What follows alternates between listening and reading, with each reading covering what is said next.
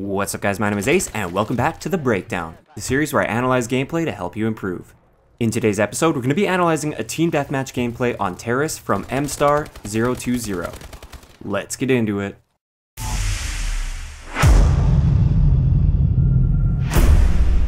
Alright guys, so let's have a look at the class that he decides to use first. So we have the ASM-1 Magnitude with Advanced Rifling, Quick Draw Grip, and Stock.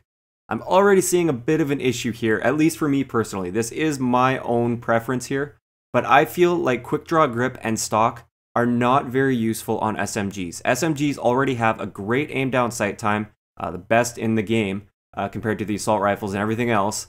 Best aim down sight time, so you don't really need that Quick Draw Grip because you're already aiming down sight faster than any other gun aside from other SMGs.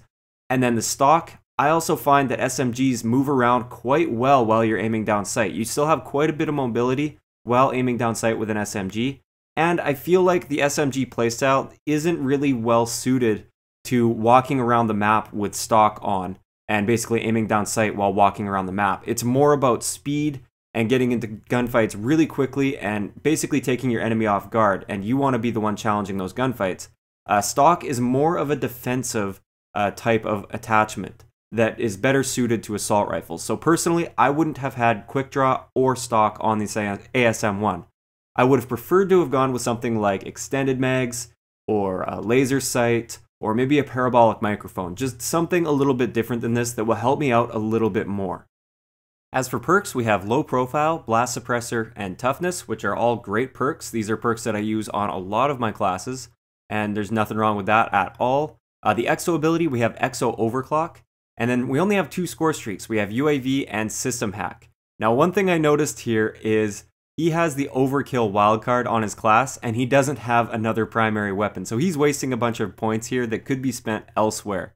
So that's a big issue with this class. I don't know if you knew about this or what happened. Sometimes you just get caught in the middle of creating a class and the game starts or something and that happens. Other times it just sort of slips your mind. But you do have Overkill on this class without a second weapon. So, getting into the gameplay, we have the opening route that he decides to take, and that is the left side here, and he decides to jump on top right here. This wasn't the greatest move in my opinion, just because by jumping here, you're exposing yourself to a lot of different angles and potentially some longer lines of sight. This might have been a good rush with an assault rifle, but not with the ASM-1. And as you can see, there was just too many directions that enemies could get to him, and multiple enemies came to him from different directions, and he was overwhelmed. So instead, I probably would have rushed into the middle building, kept my gunfights up close, and kept it so that there was only really one way that the enemies could get to me on that opening rush. So as he pushes up off spawn right here, he makes a mistake that I see him make several times in this gameplay. Look what he's doing right now. He has no cover between where he is and where he should be expecting enemies to be. That's right where he got killed from. There's no teammates over there. He should be 100% expecting to run into enemies somewhere on top of this patio. Instead of using the cover that he had available to him that's just behind him, he's kind of hovering over it right now, he jumps right over that cover, right out into the open, and he gets killed for this. Instead, he should have played this a little bit more conservatively or approached it from an angle that wasn't head-on and completely expected by enemies.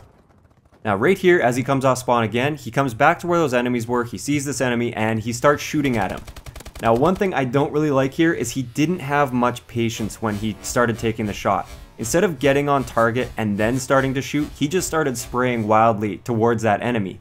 And because of that, he didn't actually finish his kill until the enemy hit the ground, and he gave that enemy an opportunity to turn around and shoot back at him. Now the enemy didn't, so he kind of got lucky there, it was okay, but that could have gone wrong for him. So one thing I did notice is a little bit of a lack of patience there. I feel like you shouldn't be taking your shot until you're on target. And also, I found that his sensitivity might be 1 or 2 points high for him, and at least how he's playing with this particular gun. I feel like if he were to drop his sensitivity by just 1 point, he would be a whole lot more comfortable with this gun.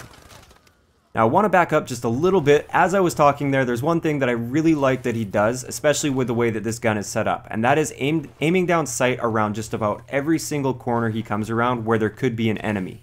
So he's prepared for gunfights, and that's a really good thing. I like how he does that.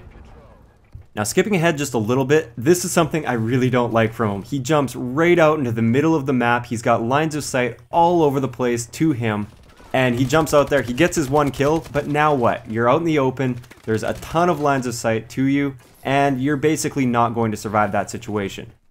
So he did this not only once, but twice. Immediately after dying by doing that, he comes right back down to the middle of the map. He tries to challenge a gunfight like that, which is a bad move. He's got an SMG, the enemy has the elevation advantage, and also the enemy has a cover advantage.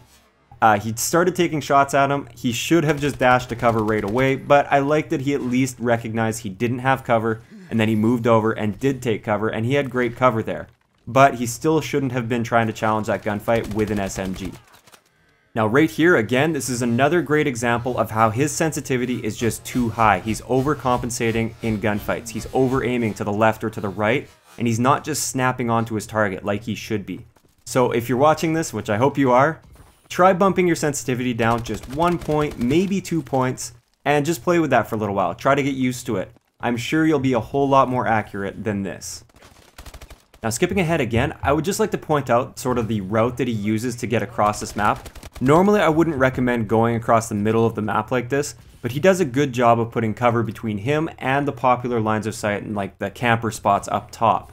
So I like that he pushed down low like that, and then he came around onto the flank of his enemy. Now right here, he should have checked right before going left. Always when you come up these stairs, check to the right if you don't have teammates there, because there's a really popular spawn point right over there, and it's very, very common for enemies to be coming from that direction. So even if you know there's an enemy to the left, always have a look to the right before going to the left. Now skipping ahead a little bit, he gets a nice little double kill here, but what I don't like is what he does next. Like, he's nice and patient here, but as he starts pushing towards this way, he jumps right up into the air, right up into the open, right towards where the enemies are spawning. And it's basically, look at me, I'm coming, here I am. It's very easy to see people that are jumping up into the sky like that. He shouldn't have made that move. Now, he did survive that, that was fine, it did work out for him. But most of the time, that's not going to work out because an enemy will see that you're coming towards you, and then they'll be able to challenge you. If he would have just stayed on the ground, his enemy would have had no idea he was coming, and it would have been a much better way to approach that situation. So the game wraps up here. He ends up going 19-10, and he actually leads his team, which is awesome. But there's still lots of room for improvement. Mainly little things. Generally, he does have some great habits. He does seem to know exactly where the enemies are going to be, or at least he has a very good idea of how to find enemies. But there are lots of little things to improve on.